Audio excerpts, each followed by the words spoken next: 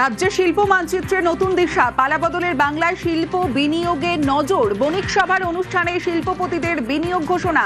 BCCI এর অনুষ্ঠানে PM এর অর্থনৈতিক উপদেষ্টা মণ্ডলীর সদস্য সঞ্জীব সান্যালের উপস্থিতিতেই ১৬০০ কোটির বিনিয়োগের ঘোষণা। কে এই সঞ্জীব সান্যাল? অত্যন্ত গুরুত্বপূর্ণ প্রধানমন্ত্রীর অর্থনৈতিক উপদেষ্টা মণ্ডলীর সদস্য এবং গোটা ভারতবর্ষে বিশেষ করে প্রধানমন্ত্রীকে অর্থনৈতিক ও সংশ্লিষ্ট বিষয়ে পরামর্শ দেওয়ার জন্য যে উপদেষ্টা মণ্ডলী, সেই উপদেষ্টা মণ্ডলীর সদস্য হলেন এই সঞ্জীব সান্যাল। তার উপস্থিতিতেই এই ১৬০০ কোটি টাকার বিনিয়োগের ঘোষণা। বন্ধ মিল, আগের ইন্ডাস্ট্রিয়াল জমি এরকম অনেক পড়ে আছে, সেটাকে আবার ফিরিয়ে এনে ডিপ্লয় করতে। কলকাতাকে ফিরিয়ে আসতে গেলে যে ডেরিলিক্ট ইন্ডাস্ট্রিয়াল ল্যান্ড যেটা আছে সেটাকে ফিরিয়ে আনতে হবে, সেটাকে রিডিপ্লয় করতে হবে।